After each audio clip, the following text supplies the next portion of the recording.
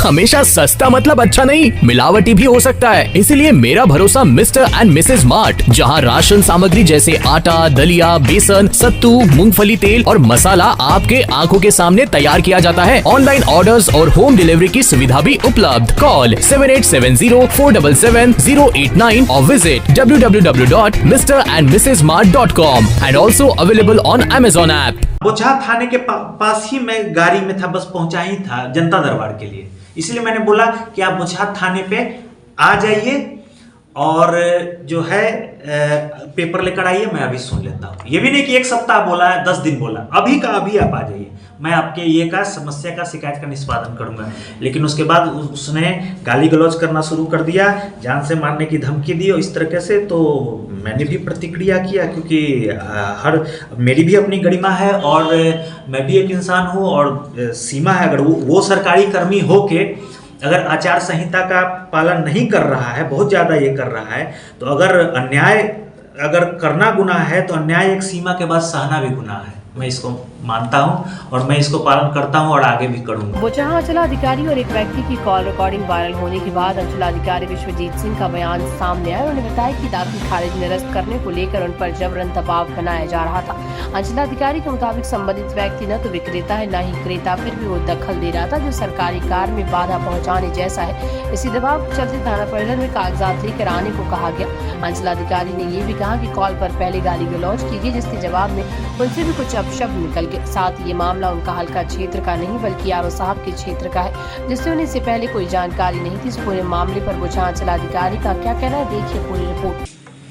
देखिए, मामला ये दाखिल खारिज से संबंधित है और वो व्यक्ति जो मुझसे बात कर रहे हैं इस दाखिल खारिज से संबंध में, वो व्यक्ति उस दाखिल खारिजवाद में ना ही विक्रेता है ना ही क्रेता है, और उस दाखिल खारिज पर आपत्ति आई है, ना ही वो आपत्ति करता है, ना दाखिल खारिज के आवेदक हैं। तो मेरा कहना है कि उस भूमि से या उस दाखिल खारिज से उस व्यक्ति का कोई सीधा संबंध नहीं है।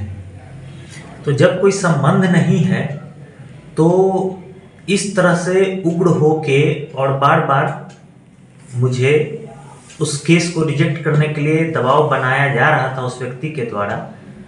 तो प्रश्न यही उठता है कि जब वो इस भूमि में, इस दाखिल खारिजवाद में कहीं से कुछ भी नहीं है, क्रेता, विक्रेता, आवेदक, आपत्तिकर्ता, तो उनका कोई हित जब निहित नहीं था तो वो मुझ पर दबाव क्यों बना रहे थे। इससे प्रश्न उठता है कि क्या वो भूमाफिया हैं कि जमीन के ब्रोकर हैं, क्या है।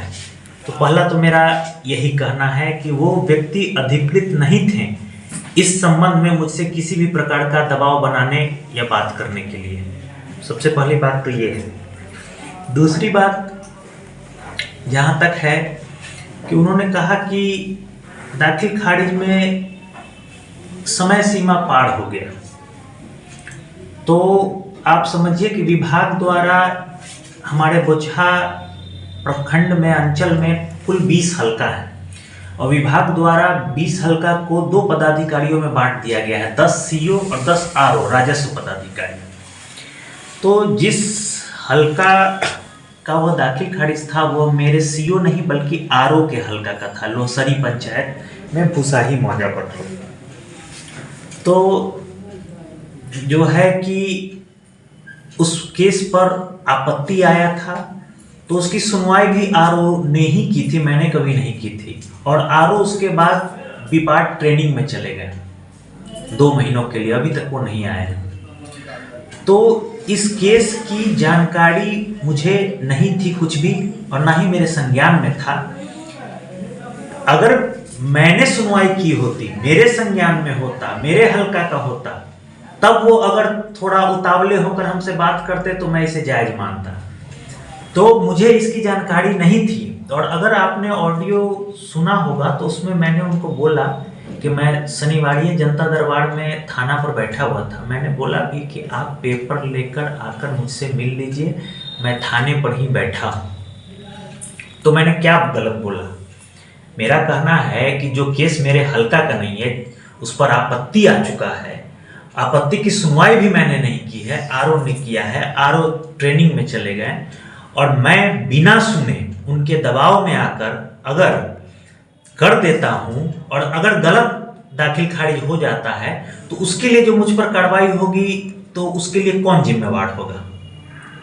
दूसरी बात है कि उसके लिए कौन जिम्मेवार होगा। तीसरी बात है कि वो कह रहे हैं कि आदमी कितनी बार आपसे मिलेगा, तो मैं तो इस केस को एक बार भी नहीं सुना था, मैं तो इस केस को एक बार भी नहीं सुना था।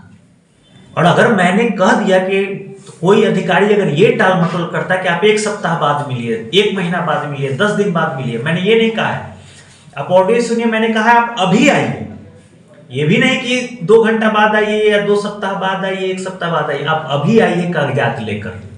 लेकिन वो उसके लिए तैयार नहीं थे, उनका दबाव बनाना उद्देश्य था। और ये इसलिए मैं बोल रहा हूं क्योंकि उससे इस घटना के 4-5 दिन पहले मेरे मोबाइल पर एक अननोन नंबर से व्हाट्सएप भी आया था जी, और वो उसी व्यक्ति का था, बाद में मुझे पता चला। उसमें उन्होंने मुझे लिखा है कि आपने इस केस को अस्वीकृत क्यों नहीं किया, क्या आपके खिलाफ हाईकोर्ट में रिट करना पड़ेगा, मतलब एक प्रकार की धमकी। अच्छा। तो चूंकि नंबर अननोन था, केस भी मेरे लिए अननोन था, तो मैंने कोई रिस्पॉन्स देना उचित नहीं समझा, इग्नोर कर दिया। और बाद में जब ये घटना है उसके बाद मैंने व्हाट्सएप उस फोन नंबर को देखा, तब देखा कि उसी फोन नंबर से मुझे मैसेज आया था धमकी भरा कि आपने अस्वीकृत नहीं किया तो आपको अब हाईकोर्ट के केस का सामना करना पड़ेगा। उसको मैंने बाद में मैच किया जब कि उसी नंबर से वो व्हाट्सएप आया था, व्हाट्सएप है भी मेरे पास उसी नंबर। चखी कहूँगा मैं कि पता चला कि पीडब्ल्यूडी में सरकारी कर्मचारी हैं, हम लोग भी सरकारी कर्मी हैं, क्या हम फेसबुक या सोशल मीडिया पे ये डाल सकते हैं कि मैं फलाने विधानसभा से इस बार का इस फलाने पार्टी से भावी लगनशील युवा उम्मीदवार हूँ, क्या मैं डाल सकता हूँ एक सरकारी कर्मी के नाते? लेकिन मेरे पास वो भी है, वो भी मैं आपको ये बाइट के बाद दिखाऊंगा कि वो व्यक्ति सोशल मीडिया पर एक सरकारी कर्मी होते हुए डालता है युवा कर्मठ लगनशील भावी उम्मीदवार परिहार विधानसभा आरजेडी राजद से। अब बताइए, आप लोगों को उसने बाइट दिया तो बोला कि मैं सरकारी कर्मचारी हूँ, तो आप लोगों को ये सवाल करना चाहिए कि सरकारी कर्मचारी ऐसे ये कैसे डाल सकता है? सरकारी कर्मचारी हम लोग तो नहीं डाल सकते हैं कि हम यहाँ के अगले विधानसभा के भावी उम्मीदवार हैं। तो आप इसी से चाल चरित्र का पता कीजिए। वायरल ऑडियो में आपके द्वारा जो जान मारने की धमकी, उस पर क्या कहिएगा? मतलब एडिट करके डाला हुआ है क्या? देखिए जी नहीं, ये जो है उसने पहले मुझे गाली दिया, पहले जान से मारने की धमकी दी और वो सब एडिट कर दिया। उस जो भी मैंने बोला उसकी गुस्से में प्रतिक्रिया में बोला है। प्रतिक्रिया? हाँ, प्रतिक्रिया में बोला है। मतलब आप मानते हैं कि हम भी बोल दिए हैं? हाँ, आवेश में मैंने भी बोला है। अगर कोई ये सीमा से ज्यादा अगर मैं सही हूँ, सीमा से ज्यादा पार करेगा तो हम भी इंसान हैं और सरकारी अधिकारी की भी एक गरिमा है। मैं वैसा अधिकारी नहीं हूँ कि गाली सुन के, जान मारने की धमकी सुन के और बर्दाश्त करके रह जाऊँ। ये भी बहुत स्पष्ट आप लोग को बता देना चाहता हूँ। तो उस व्यक्ति के नाम वगैरह कुछ पुष्टि नहीं हुई सर? नाम बता देता हूँ, प्रवीण शंकर यादव नाम है, पीडब्ल्यूडी में सरकारी कर्मी है और भू माफिया का काम करता है और 0 माइल पर अवैध वसूली भी करता है और अपने आप को सरकारी कर्मी होते हुए आरजेडी का भावी उम्मीदवार बताता है परिहार विधानसभा क्षेत्र से बताता है। इस संबंध में सर वरीय अधिकारी को कोई सूचना वगैरह मिली है सर? हाँ, उनको सूचना है तो उनको उन लोगों ने मुझसे स्पष्ट करना चाहा कि क्या मामला है, तो मैंने उनको अवगत करा दिया है और ये भी बता दिया कि ये आरओ के हल्का का था। मैंने आज तक इसकी सुनवाई नहीं की है, मैंने सुनवाई के लिए नोटिस भी कर रखा है। 13 तारीख को कल सुनवाई है। जिस समय ऑडियो वायरल हो रहा था उस समय आप बोचहा में थे, थाना पर थे जिस समय बातचीत हुई? हाँ, बोचहा थाने के पास ही मैं गाड़ी में था, बस पहुंचा ही था जनता दरबार के लिए।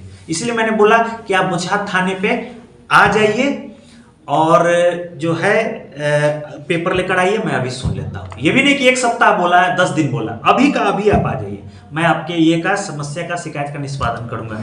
लेकिन उसके बाद उसने गाली गलौज करना शुरू कर दिया, जान से मारने की धमकी दी और इस तरीके से। तो मैंने भी प्रतिक्रिया किया, क्योंकि मेरी भी अपनी गरिमा है और मैं भी एक इंसान हूँ और सीमा है। अगर वो सरकारी कर्मी हो के अगर आचार संहिता का पालन नहीं कर रहा है, बहुत ज़्यादा ये कर रहा है, तो अगर अन्याय अगर करना गुनाह है तो अन्याय एक सीमा के बाद सहना भी गुनाह है। मैं इसको मानता हूँ और मैं इसको पालन करता हूँ और आगे भी करूँगा।